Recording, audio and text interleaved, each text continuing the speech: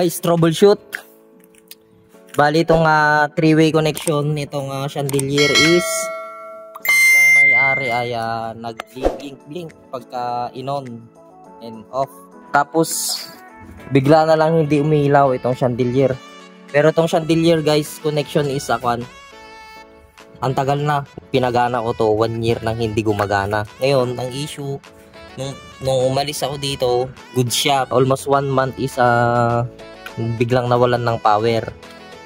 Kaya i-troubleshoot natin. Bali ito guys, hindi ako yung nag-wiring dito sa mismong bahay. Na inayos ko lang itong connection ng 3-way. Share ko lang guys, dapat pagka nag-splice tayo dito sa may spare box, gamit tayo ng PVC adapter. Tignan nyo yung ginawa nila dito guys. Oh. Ang pangit tignan, tsaka walang safety. Then tinalian lang ng electrical tape. Dapat sana to meron siyang flexible hose adapter. Sa akin guys, hindi pasado to. Itong mag-wiring dito. Para sa akin guys.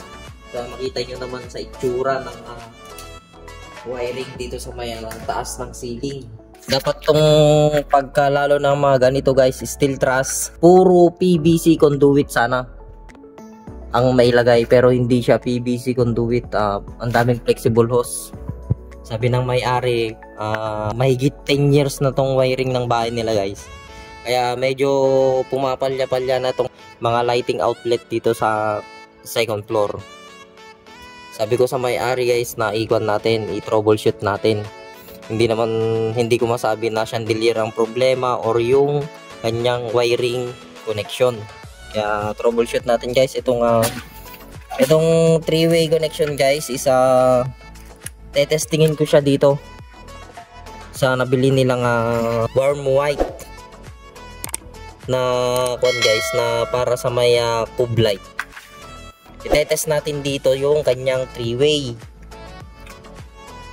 If gagana siya na hindi siya mag-blink or ganun pa rin. Saka natin na sasabihin sa may-ari kung ano yung problema niya. Guys, itong 3-way pala to, continuous yung kanyang power. Kaya pagka yung ibang electrician guys is pinapatay nila yung circuit breaker. Hindi na natin na di-disconnect itong connection ng 3-way. Bali, itetest natin guys kung saan yung kanyang problem. Gamit ka lang guys, live tester. Live test. Ito guys, video. Kapit. Ito live siya, may power siya. Itetest natin dito sa may kanyang warm white na cube. Ilapit mo dito. Itutok mo dito sige. Bali color coding nito guys is itong brown. Yan yung natin live natin sa lighting. Tapos itong blue, yun yung natin neutral. Itong brown guys is ito yung line.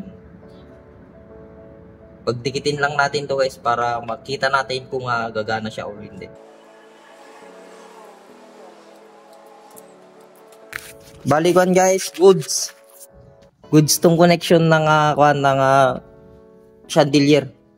Bali yung kasamahan ko, papababain ko dun sa baba para i-on off niya yung kanyang 3-way. Itong kasi niya to guys, chandelier niya is yung last na electrician na pumunta dito, binaklas niya lahat 3-way connection sa baba taas.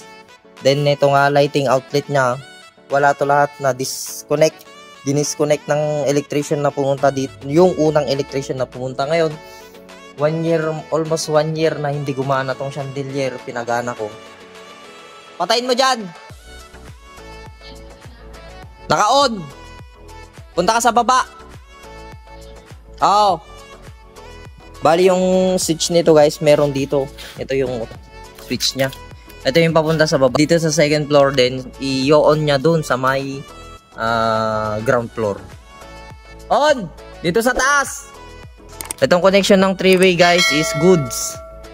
Goods tong 3-way na connection nya. Then, ang problema natin is sa may chandelier. Ito yun, sa may chandelier. Tapos kung pala guys, depende sa watts ng chandelier, huwag kayong gagamit ng 2.0. Mag minimum 3.5 tayo. Ito 2.0 yung ginamit guys. Then flexible hose. Itong flexible hose guys is kwanto. Hindi yan tatagal. Lulutong at lulutong yan. Pagka inapakan mo mababasag yan guys. Bale okay na guys yung nalaman ko na yung problema ng kanilang chandelier. Explain natin sa may-ari. Okay na po. Bale yung problema niya mother, yung chandelier. Chandelier pong problema. Mother, para magamit natin to, nasa sa inyo po kung ibababa natin yan. Hindi ko alam kung paano ayusin. Hindi, kung gusto niyo pong magkaroon ng temporary connection mother niya. Kung okay lang sa inyo mother, kuha tayo ng connection dito. Tanggalin yung linya nitong iba. Ito kahit kung dalawang ito. Tanggalin mo po yan. Ilipat natin sa may 3-way. Para may magamit po kayo dito sa tapat ng hagdan. Ngayon po, itong chandelier na to, hindi nyo na magagamit yan.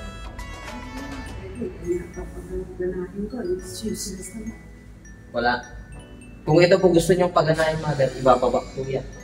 Sabi mo, lalagyan ko na lang ng isang ban. Ayaw nyo naman po yung one mother, ayaw nyo naman po yung nakausli lang dyan. Hindi nga, tinagdamag kita kung pwede isa dyan sa mga bag niya. Ay, hindi po pwede. Magkakasama po yun. Iisa po yung linya niya. Ilang taon po mother to? Ulit ako dito. Hindi naman po habang buhay yan. Gumagana po parang tao dito. Lalo na po sa maintenance yan. Dapat po yan, may maintenance yan, hindi naman po yan habang buhay. Andyan lang, nakasabit na yung valve lang ang buwan na papalitan pag napundi. Kaya yung suggest ko po sa inyo, kung gusto nyo pong paganahin natin daw, ibababa po yan, isa-isahin natin yan. Titignan natin kung ano yung possible cause na kung bakit siya beeping. Gusto nyo natin, ito, paganahin natin, gawin natin 3-way to. Pero ito, andyan na to, steady na, para may magamit kayo.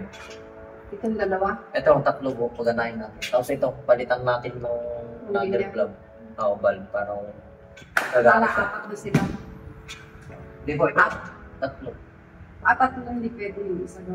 Pwede naman po. Gawin ng apat kasi para diretso siya. Sige po, ganun na lang. Guys, bali ang gagawin natin is itong kanyang pin light corner, 4. Ito, 1, 2, 3, 4. Gagawin natin 3-way para may magamit sila dun sa tapat ng hagdan. Sinadyasan ko po si mother na gagawan natin ng linya. Ito 3-way dito sa may valve. Ito guys yung gagawin natin. Then retapin tayo dito guys kasi hindi ako kontento sa ginawa nila dito.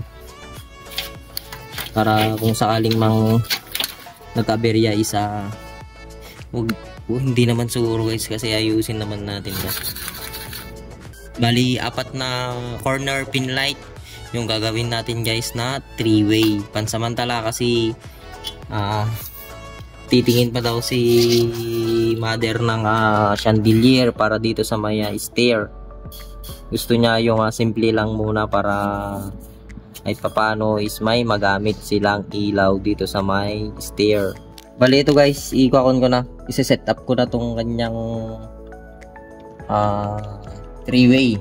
Bali yung connection nito guys is pupulin na natin dito.